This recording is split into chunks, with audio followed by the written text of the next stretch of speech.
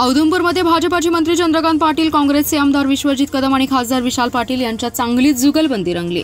विशाल पाटील आणि विश्वजित कदम यांनी पालक म्हणून पाल्यासारखं सांभाळून घ्यावं असं सांगितलं तर चंद्रकांत पाटलांनी निधीसाठी तुम्ही पाल्ले आहात का असा मिश्किल टोला लगावला। यांत्रिक बोटींच्या लोकार्पण सोहळ्यानिमित्त आयोजित कार्यक्रमामध्ये तिन्ही नेत्यांमध्ये जुगलबंदी रंगल्याचं पाहायला मिळालं। तुम्ही आम्हाला दोघांना आपल्या पाल्यासारखं सांभाळून घ्यावं, आम्ही तुम्हाला निधी मागतो, आमच्यावर लक्ष असू द्या। आता जिल्हा परिषद निवडणुका आहेत, त्यामुळे पालकमंत्री पदाचा 4 ते 5 महिने राजीनामा द्यावा, पुण्याची जबाबदारी घ्यावी, जिल्हा परिषद मागे पडतो मग पुन्हा या, कारण मागच्या वेळी पालकमंत्री होता त्यावेळी निवडणुकीला आम्हाला खूप त्रास झाला असं मिश्किल विधान विशाल पाटील यांनी केलं। विश्वजित कदम यांनी आपल्या भाषणात बोलताना चंद्रकांत दादा, विशाल पाटील खासदार आहेत, मी आमदार आहे, आम्ही दोघेही तरुण आहोत, आम्ही लहान मुलासारखे आहोत, तुम्ही पालक आहात, तुम्ही ज्येष्ठ आहात आणि तुम्ही आम्हाला सांभाळावं असं विशाल पाटलांनी सांगितलं। अशी रेघ विश्वजित कदम यांनी उडवत विकास निधीबाबत थोडं जास्त सांभाळावं असं अपेक्षा चंद्रकांत पाटलांकडे विश्वजित कदम यांनी व्यक्त केली। दरम्यान विश्वजित कदम आणि विशाल पाटलांच्या पाल्य आणि पालकाच्या विधानावरून पालकमंत्री चंद्रकांत पाटील यांनी आज भरभर बदलणार प्रवाही राजकारण झालंय, त्यामुळे ते आज निधीसाठी आम्ही पाल्ले आहे असं म्हणतायत, पण उद्या ते सकाळी नावच लावून टाकतील असा मिश्किल टोला विश्वजित कदम आणि विशाल पाटील यांना लगावला। त्या लोकांनी आम्हाला मदत पाठवली, ती लोक अडचणीत असताना आपण मदत दिली पाहिजे ह्या भावनेनं ह्या भागातल्या लोकांनी बाळासाहेबांनी पुढाकार घेतला, पण सगळ्यांनी ह्यात सहभाग घेऊन त्या ठिकाणी आपल्या बंधुवांना भगिनींना मदत करण्याची भूमिका ह्या अक्कलकोपांनी ह्या परिसरातील गावांनी घेतली। तर ह्या गावाला परंपरा आहे आणि काही लोकांनी सांगितलं या गावाला परंपरा आहे सगळ्यांना सामावून घ्यायचं, सगळ्यांचे वाद मिटवायचे, म्हणून त्यांनी सांगितलं पालकत्व स्वीकारा। ह्या गावचं ऐकायला लागतं साहेब, आम्ही ऐकलं यशवंतराव चव्हाण साहेबांनी वसंतदादांचा खूप मोठा वाद झाला होता, खूप मोठ्या मोठ्या लोकांनी प्रयत्न केला की हा वाद मिटवावा, पण तो वाद काय मिटना। ह्या गावाने ठरवलं दोघांना एकत्र आणायचं। ह्या गावाने साहेब स्वर्गीय शिवापन्ना नवले साहेबांनी पुढाकार घेतला, या गावची सगळी मंडळी होती, त्यांनी ह्या गावातून एकाच जीप मध्ये बसून गावात मिरवणूक काढली आणि हा वाद मिटवला। त्यामुळे ह्या गावचं ऐकायला लागते, त्यामुळे त्या गावचं ऐकून तुम्ही आम्हाला दोघांना आपल्या पाल्यासारखं सांभाळून घ्यावं, आम्ही तुम्हाला निधी मागतो, त्यामुळे ज्या ठिकाणी गरजेचं आहे, जी प्रामाणिक लोक आहेत त्या लेखाला देण्यासाठीच मागतो, आमचं लक्ष असावं, तुमचं आहे जेवढी खोटं सांगायला नको।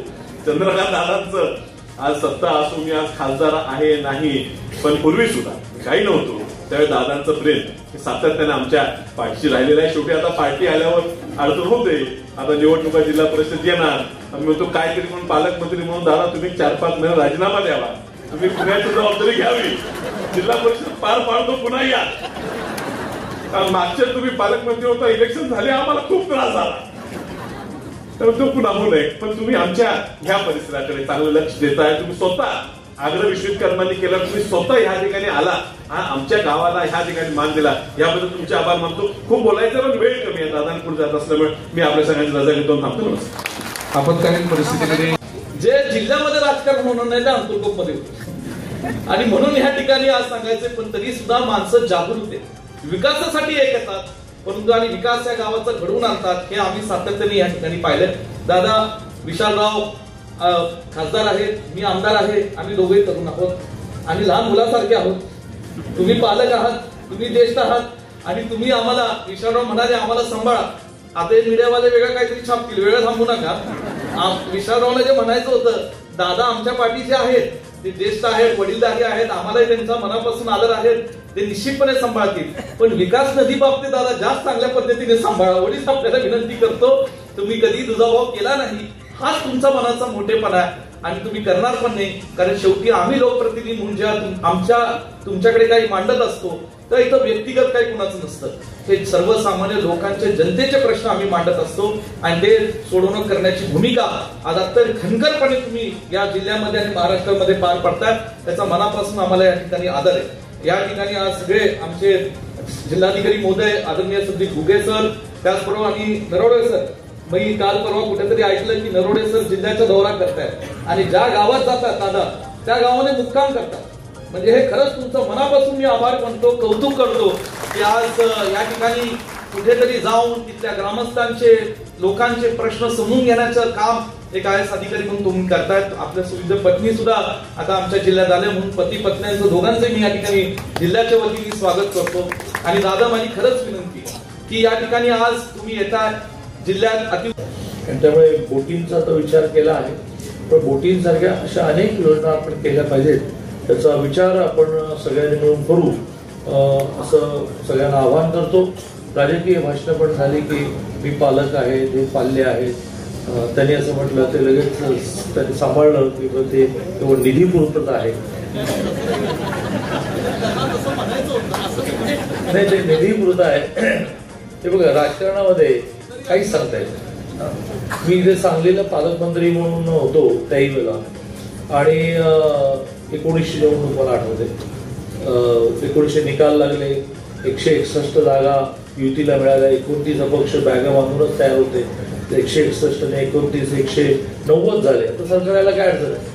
पण अचानक उद्धवजींनी स्टँड असं घेतलं की आम्हाला मुख्यमंत्री करणार नसाल तर आम्ही काही तुमच्यावर येणार नाही. आणि मग इथे सांगलीमध्ये काही कामं आटपून माझा स्वभाव आहे त्यामुळे ट्रेन रात्रीची सह्याद्री पकडायची का आता ज्या खासदार झाल्या राज्यसभेच्या मेधा कुलकर्णी त्यांच्या मुलीच्या लग्नात झालं. त्यामुळे बस ट्रेन आता आली की बस तेवढ्यात मला देवेंद्रजींचा फोन आला. दादा कुठे आहे? म्हटलं सांगलीमध्ये. काय करणार आहेस? तर म्हटलं काय, तर मेधाताईंच्या मुलीच्या लग्नात तुम्ही पण येणार असाल. तर तू आत्ताच्या आत्ता बाहेरून निघ. म्हटलं कुठे पोहोचू? तेवढ्या मुंबईला पोहोच. आणि नंतर दर 2 तासाने ते मला फोन करू शकतो कुठपर्यंत आलाय. म्हणजे काय झालंय काय असं मला आज इतकं काहीतरी मुंबईत अर्जन्सी निर्माण झाली की काय.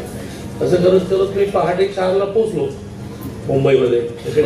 सह्याद्री गेली, मेधाताईंच्या मुलीचं लग्न गेलं, आणि माझ्या बंगल्याच्या बेडला चिठ्ठी होती की 7 वाजता तयार राहा, तुला घ्यायला कोणीतरी येईल. भूज बंगल्यासारखंच काही ते चाललं. तो मला 7 वाजता कोणीतरी घ्यायला आलं आणि तो म्हणाला की चला आपल्याला जायचं. कुठे जायचंय बाबा, मी राज्याचं सिनियर मिनिस्टर आहे, कुठे घेऊन चालला मला. ही गाडी निघाली राजभवनकडे. गाडी राजभवनमध्ये पोहोचली. राजभवनमध्ये का आली गाडी? अजून काही शपथविधी वगैरे ठरला नाही. सकाळचे 8च वाजलेले.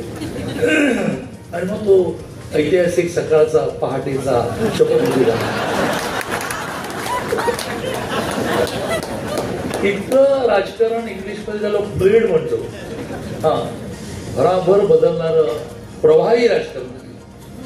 त्यामुळे काय माहिती की आता निधीसाठी ते म्हणतायत की आम्ही पाल्य आहोत. उद्या सकाळी ते असं म्हणतील किंवा हे तुम्ही आता काय करा, तुमचं नावच लावून टाका. गमतीचा बाब सोडा. ही दोन्ही घराणं इतकी मोठी घराणी आहेत. त्या घराण्यांनी एक मोठी त्यांची परंपरा आहे राजकीय कामाची, सामाजिक कामाची. आमच्या पंतप्रधान मोदी, आमच्या पंतप्रधान आपले सगळ्यांचे, पण आमचे नेते मोदीजींनी वारंवार म्हटलं की 1 महिन्याची निवड, बाकी 4 वर्ष 11 महिने सगळ्यांनी हातात हात घालून आपल्या परिसराच्या विकासासाठी काम केलं पाहिजे.